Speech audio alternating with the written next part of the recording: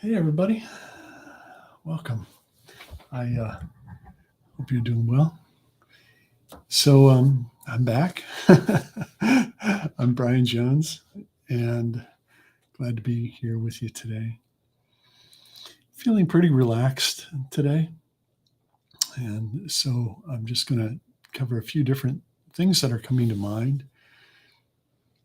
One thing that I notice out there, when I say out there, I mean out there in the social media land, is everybody is trying to be a teacher. Well, everybody is a teacher, right?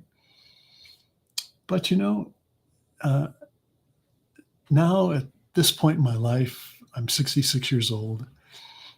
I've never felt more like a student.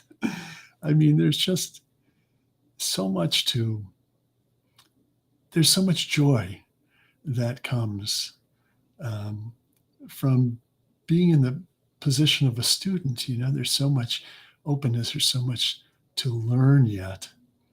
And there's a lot of things to unlearn as well. I started meditating, as I have said before, when I was about 12 years old. And maybe I should talk about that a little bit today. That was pretty unusual for someone my age at that particular time. And that was about going way back, 1969 or something like that. So my father, we lived in kind of a rough neighborhood at the time, especially where I went to school. And I was just a scrawny kid. And my father felt that I needed some toughening up. So he enrolled me in some classes. The classes were called Aikido classes. And Aikido is a form of martial art like judo, karate. But it was the first time that Aikido had been brought from Japan and was being offered in the United States. And we saw it in the newspaper. And we thought, well, let's check this out. And so we went and met the teacher who was from Japan, who was the first one to bring it from Japan. And he was the most incredibly dynamic person I had ever met. I mean, he was so full of life and energy, and he got a great sense of humor too. And he was really able to relate to a young kid like myself at the time. And so in Aikido is where I learned how to meditate. That was one of the things we learned. But Aikido it's different from judo and karate in that it's more like a dance. It's more like to flow with nature. And the moves aren't aggressive moves, they're defensive moves. In other words, if somebody is coming towards you, you sidestep and gently move out of the way. So it's like this beautiful dance. And in Aikido, you use something called this ki energy, Ki. In Chinese, it's chi energy. But you flow this ki energy through your body. And you would utilize this ki energy in these movements and in ways that you could throw your opponent. And we used to do a couple different exercises where we practiced flowing this ki energy. And one of them was that you could flow this ki energy through your body, through your legs, right into the earth. And nobody would be able to lift you off the ground. Now, at the time, I weighed about 90 pounds. And I remember they even took a video of me with three huge guys, trying to lift me off the ground. And I would just flow that ki energy right through my body into the earth. And it was amazing. Nobody could lift you off the ground. And so that was a lot of fun at being 12 years old because I could, go show my friends, and it was great. So, but that got me interested. I started thinking that, wow, this is pretty amazing. There's a lot of things I don't know about that are going on inside me. And I started studying on my own. I started studying about the psychic sciences. I started studying astral projection and ESP and all these things which would interest someone my age. And I also started studying uh, Buddhist thought and Zen, mostly Zen, and Taoism. And I started learning more and more about, a subtle energy that we have within us. In Taoism, they call it the Tao as something mysterious.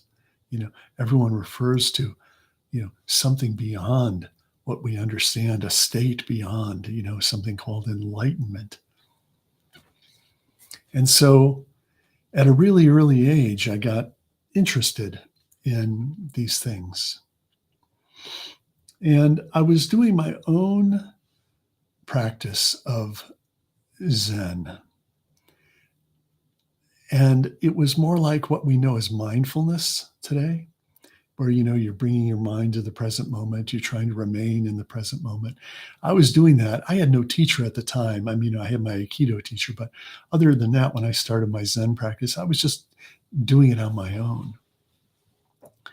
And an amazing thing happened. I was really diligent about my practice. I was always bringing my mind to the present moment, bring my mind to the present moment. And, my father had built this makeshift shower in our basement. I never forgot this. And I would stand under the shower and just let that water pour over me and just focus on the sound of the water and just bring myself to the present moment. So this went on like this for a couple of years. And one day I was having I was at a really difficult time in my life. I had met a girl who was my first true love. We fall in love with our first true love when we're young. And there was a breakup involved, and I was heartbroken. I was devastated. She had found an older guy and, went off with dating him. So I was really crushed. So I remember this. I got on my bike and I was so upset, and I just started pedaling furiously, just all over the neighborhood, just blowing off steam. And as I'm doing this, something very unusual happened. This thought percolated up from the depth of my soul, and it came up to my mind. And the thought was something like, you don't get something from nothing. And I kept pedaling, pedaling, pedaling. And then this thought came back again. You don't get something from nothing.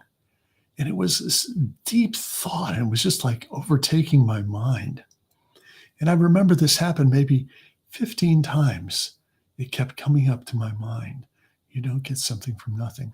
And I'll never forget, I was pedaling up this, it was called State Road Hill. And I get to the top of the hill, and there was a stoplight there, and I stopped on the sidewalk. And this thought again resounded through my entire being. You don't get something from nothing. And in a split moment, fraction of a second, my entire mind fell away. And all thought ceased. The very mechanism that creates thought was gone. It just dissipated. And in that moment, I knew everything. I had a real enlightenment, awakening moment. I was 15 years old. I had access to all knowledge. I was complete, and everything was within me. And for the following week, there was no thought. My mind was absolutely in another state. And if I needed to know something, it was just there. It was just like having access. It wasn't like you knew everything all at once, but anything that was needed was there. It was hard to explain. But I realized somehow that this was, remember thinking, or somehow thinking to myself, this must be that enlightenment thing that I've been reading about. I mean, I was just a kid. And there was a problem with this. And the problem was that I didn't know how to deal with something like that happening to me. I was in school. I was in first year of high school. I had a lot of friends. We enjoyed going out drinking and partying and doing all that stuff. And this experience lasted for about a week. And then thoughts started coming back again. I started getting back into my normal thought stream. But the problem for me was that I could no longer relate to anything at school. I mean, just the very idea of going to school and having to learn something from a book, or to look at something on the blackboard, or to listen to the teacher explain something, it all seemed like it was a prehistoric way of doing things, because I had experienced that we are actually everything, and we have access to everything within ourselves. And I became a horrible student. Not that I wanted to be, but I just could no longer learn in the ways that normal people learn, because I didn't have time, was like meaningless. And so I lost all interest in my classes, and I became a very bad student. I remember even having to go to summer school a couple of years, which is where I had to sort of make up classes, and even graduate. When I graduated, I had to go to summer school to make up classes, because I just could not relate to an education system that was so backwards compared to what I had experienced. So this was very frustrating, and I began drinking and partying even more so with my friends, and that got really bad, really bad. I was really in a difficult kind of situation. I mean, it wasn't like I wasn't having a great time with my friends. Yeah, sure I was, and all that's good. But in the context of our overall well-being and, daily life, it wasn't so great. So anyway, I struggled with that. And I reached a point when I was 18 when I had really was drinking all the time. And I became very ill. And I remember for 3 days just laying on the floor, and I got so sick. And a friend of mine came over and was sort of looking after me. And I couldn't even pick myself up off the floor. I was so bad. But just prior to this happening, I had met a woman who taught meditation practice. And that meditation practice we now know as heartfulness. And I met her because I was in such a bad state of mind that I was just searching for something. And she had told me about this practice and about this enlightened little old man that she was following and who she had lived with in India. And his name was Babaji. And, I took some sittings, some meditations with her, but I didn't really feel anything at the time. And I think that was probably because I was going through so much internal turmoil. But she had given me a little photograph of Babaji, and I had it in a little frame. And when I was going through this immense sickness, I told my friend, I said, go get this picture of Babaji and bring it down here and set it next to me on the floor. And this is the photo. I want to show it to you. This is the actual photo. And I kept this next to me on the floor. And by the third day, I was in such a bad state, my friend had to take me to the hospital, and we discovered that I was actually gone through what's called the DTs, or withdrawal from alcohol. And it was a brutal experience. So I'm sharing this today because here's the reason I'm sharing this, and I'll go a little further with it. The reason I'm sharing this is that over the past 6 years, I've been a writer on a platform called Quora, and maybe you've heard of it. And I've become, you know, a regular writer there, and I have about 10 million answer views. So over those years, I've had thousands of people send me emails. And 95% of those messages and emails are from people who are facing really difficult times in their life. Dire. They're urgently reaching out, desperately reaching out. And, that was an eye opener to be in a situation where people were reaching out to me for help. And I've responded to every single one of those messages, every single one. And sometimes it was just a matter of just being there for somebody who felt so alone. I mean, they were just completely alone. They had absolutely nobody in their life they could turn to. And they, just like I was going through such a difficult ordeal, they were trying to reach out and find someone who would at least be there for them. And I could go on telling story after story after story after story of, these situations.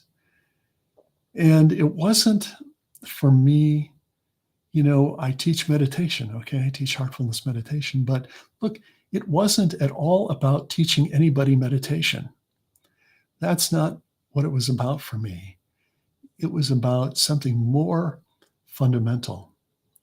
It was about just being there for a fellow human being that somehow found me on Quora, read what I was writing, and felt like this was somebody that they could reach out to.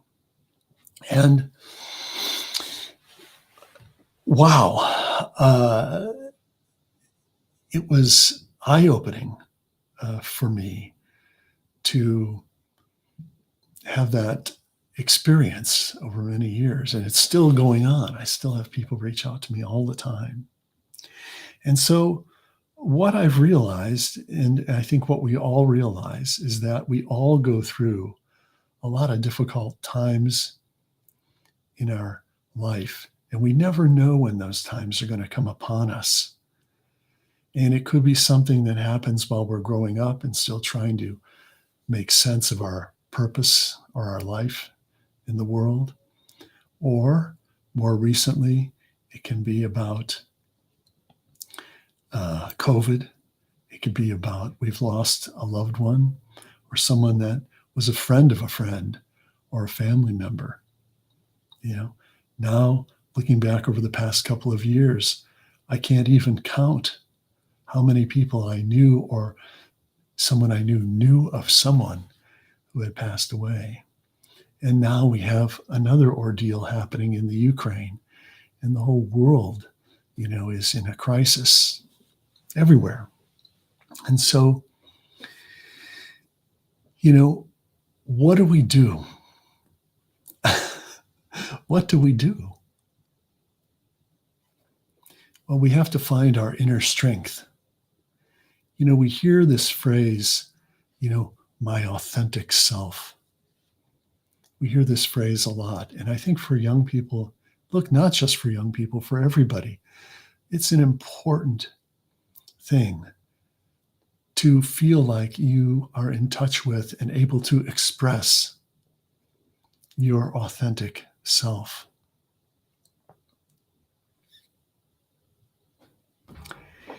And what I've learned through all of this 45 years now of meditation is that it's an ongoing process. Our authentic self is something it changes. that voice within, what we think, the person who we think we are, we're ever in a state of flux. I can tell you that the person who I thought I was at 18, I'm not that person now. The person who I thought I was at 30, I'm not that person now. The person who I was at 40, where I thought that was my authentic self, I'm not that person now. The person I was at 50, I thought was my authentic self. No, that's not the person I am now. So our authentic self is always a work in progress. It always is. And right now, the most important thing I feel that we need to do for the world is the very thing we need to do for ourselves. And that is, we need to learn how to go within and step back from all the distractions that are happening in the world. And there's a tool for that, and we call that tool meditation. But we don't have to call it meditation. We can call it a reflection. We can say we have to introspect. We can say we just have to set time aside and just ponder things, So we don't always have to make it about the practice of meditation. But from my experience, this thing we call meditation, and this thing we more specifically that I know as heartfulness meditation, is the most important tool for going within and really uncovering the true voice of our authentic self. And we can also call that our conscience. To be able to clearly be in touch with that self within is so important. And I want to give you an analogy why this is important for the world. So let's think of a bicycle wheel. Okay, maybe I've given this analogy before, but I'm going to give it again. A bicycle wheel has a few different parts to it. Okay, in the center, there's a hub. Okay, that hub is where it attaches to your bike. And then we have the spokes. This hub, we can think of as the self, capital S self. You can call it God. You can call it the center. We can call it Brahma. We can call it Brahman. We can call it Atma. We can call it whatever we want to call it. Okay. We can think of it as our center. Now, we, human beings, we are like the spokes. And we've all come out from this central point. We've all come out from that center. But through our journey of lifetimes, through time and space, we spokes that have come out from that center, the further we've gone away from our source, the further away we go from each other. The spokes come out, move away from the source, and they move away from each other. And the more that has happened, the more we see ourselves as someone different than the next person. We notice more the differences between us. And the less we see how we're all still connected at the source within. Now, when we can reconnect to our source,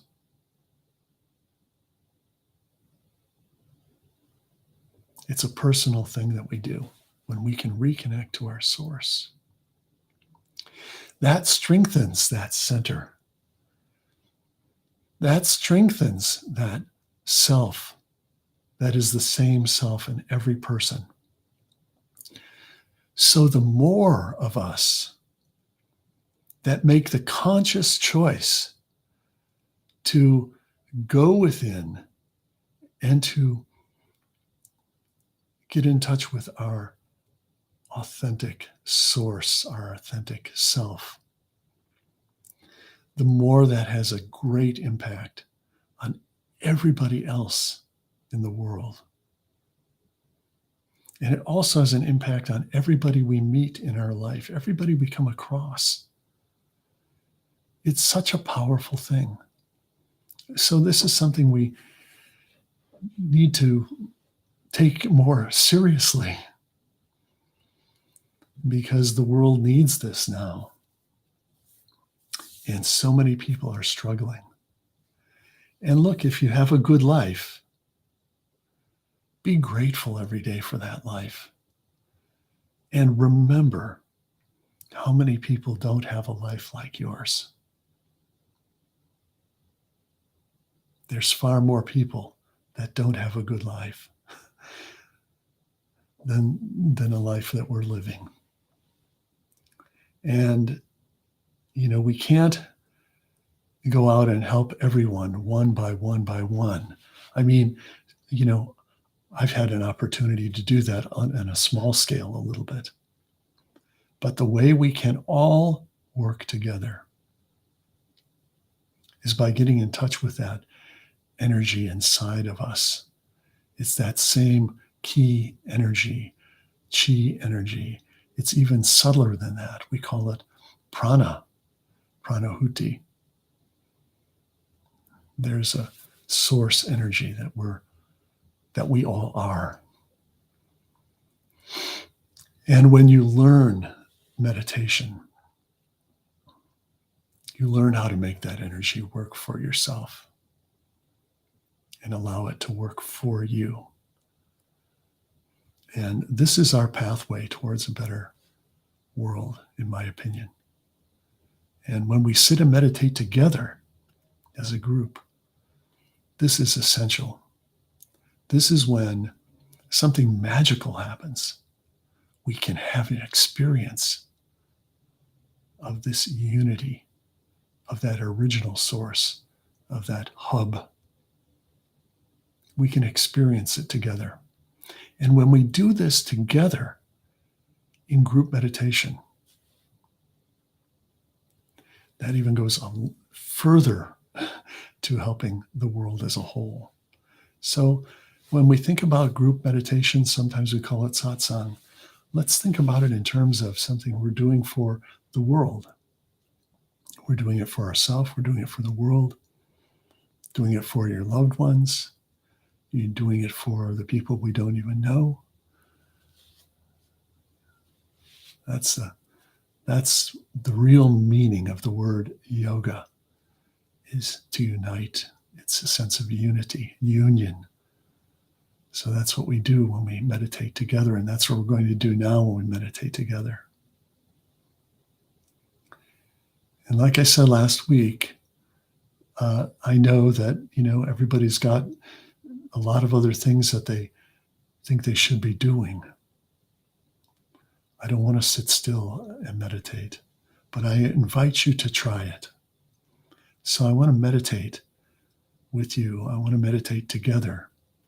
And I want us to be open to receive this source energy. And I think if you remain open and just go with this guided meditation, I think you can experience that. So with that, let's meditate together and experience that unity. So I invite you to please get comfortable.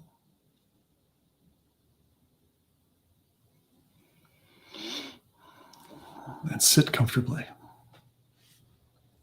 Please turn this off. Please just set it aside. Face down. And let's close our eyes and let's have a profound experience together.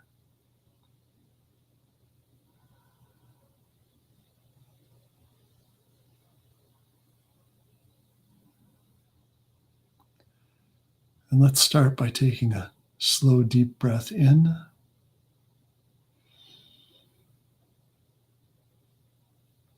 and let it go.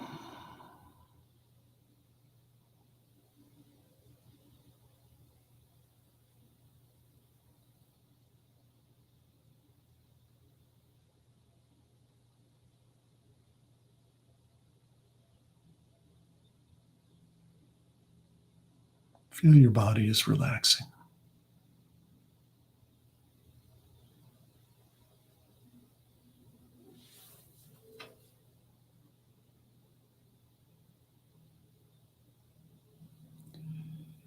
Very gently,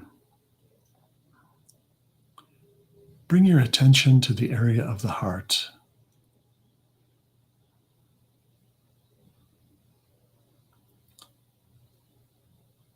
If you need to, you can place your hand on your heart to begin with.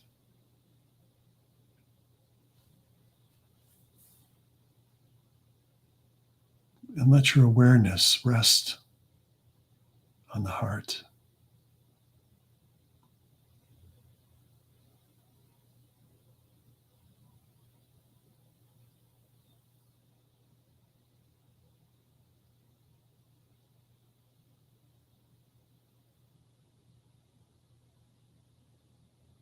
The source of our life, the source of our energy is within the heart.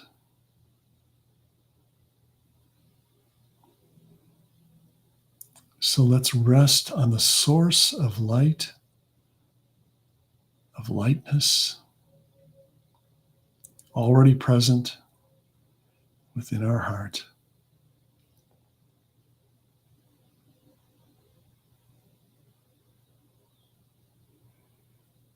And feel that it's inviting you inwards.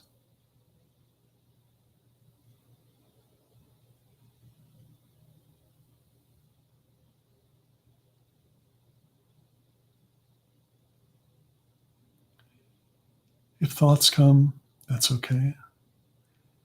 Just gently come back to the source of light in the heart.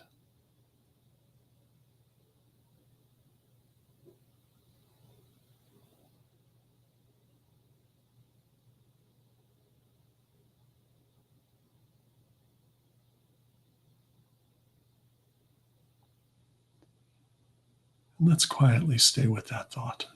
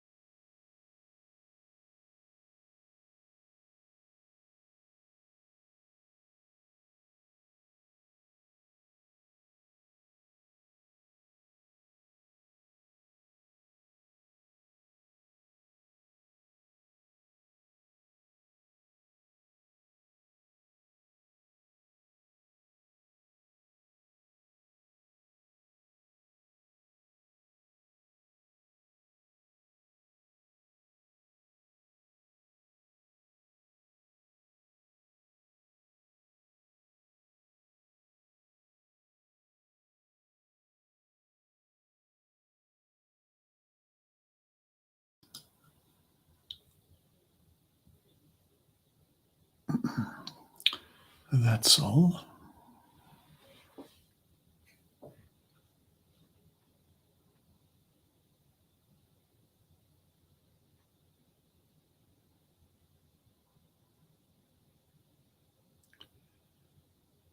So remain with your eyes closed for a moment and just observe how you feel now.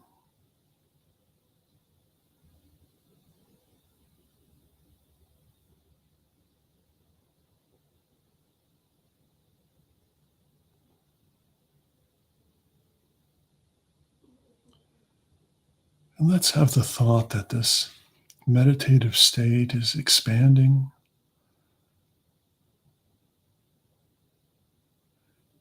and embracing all the people of the world.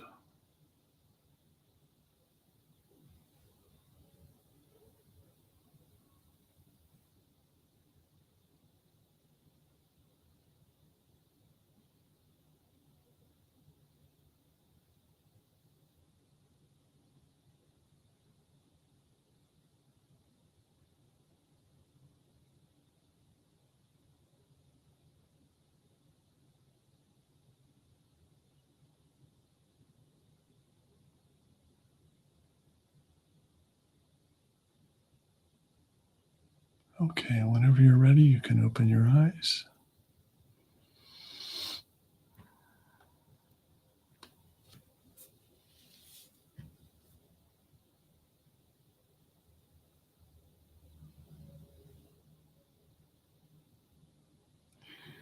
So I want to complete the story that I started earlier.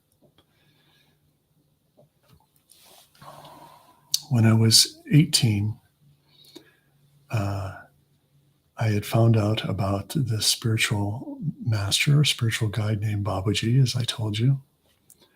And it was about 4 or 5 years later that my wife and I got to meet him for the first time in 1980.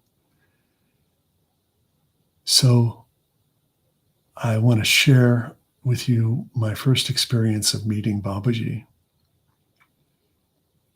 We arrived in Munich, Germany. And I'm ashamed to say that we were all of us, there's about 8 of us, we were all still drinking and having beer down at the local pub and whatnot in the 3 days before Babaji arrived. Because you got to imagine we were just young kids, you know. Uh, we didn't really know who Babaji was or a spiritual master, you know. So the day came when Babaji arrived in Munich, and we began the 2 mile walk to the house where he was staying. And the closer we got to the house, all of us felt that we were just getting lighter and lighter and lighter. In fact, we would just look at each other saying, "Oh, wow, do you feel that?" You know, we just feel this lightness. And when we arrived at the house, someone out front said, "Go around to the backyard." So we went to the backyard, and there were some glass doors in the house. And inside the room, we could see there was a room full of people. And someone motioned like this for us to come in. So I opened the door and I stepped into the room. And immediately to my right, there was Babaji sitting on the sofa. I mean, he was this far away. His face was this far away from mine. And he looked up at me like this, and his eyes were just like these huge mirrors, so amazing, unearthly.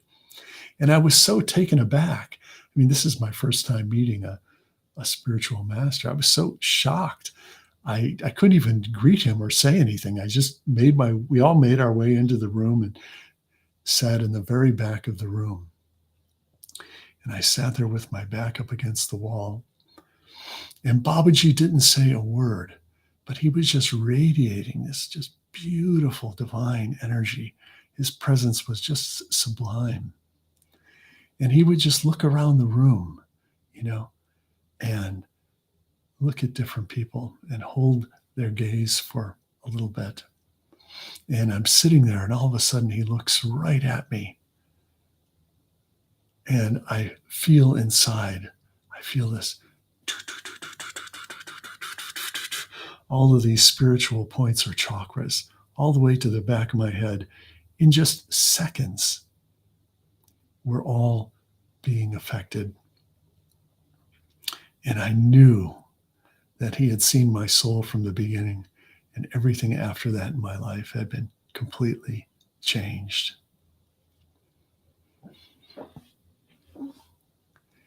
So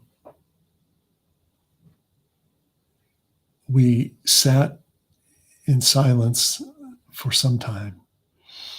And then someone asked Babaji a question. They said, Babaji,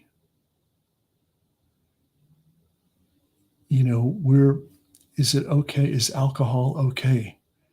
Because we were in Germany, and in Germany, everybody drinks alcohol. Even at McDonald's, they serve alcohol. They drink beer for breakfast. It's just part of the culture. Someone asked, a German person asked, Babaji, is drinking alcohol okay? And he said, for the first time, he said, alcohol is forbidden in this method. And so many people got up in arms. They said, oh, but Babaji, in our culture, we drink beer all the time. It's just part of our culture. And Babaji then said something very profound. He said, culture has nothing to do with this path. Culture has nothing to do with this path. So that was the first words that I heard him say. And of course, that helped set me right. But it was a beautiful experience to meet him. And in the coming next week or so, we have Babaji's birth anniversary coming up on April 30th. So I thought I would share that story. I've had many wonderful experiences with him. So I want to thank you all for joining in today and being a part of this session. I'm grateful that you took the time, and thank you for meditating together. And I hope to see you next week. And I just want to say some people have been putting in some comments. Sharath said, I went into an unknown state of mind. Congratulations. Good for that. Himavathi, thank you. Angela, welcome. Thank you. Jason, hi. Smita, Swaruprani. Don't mind I'm not doing so well with your names. Vinay, welcome. So Bernadette, thank you so much for being a part of the session today. And I really look forward to seeing you all again. I'll be back next Thursday, where we will continue to prepare for Babaji's birthday on that Saturday, and I'll share another story with you all. So see you then. And until then, stay with the heart, love to all, and I will look forward to your presence. All the best.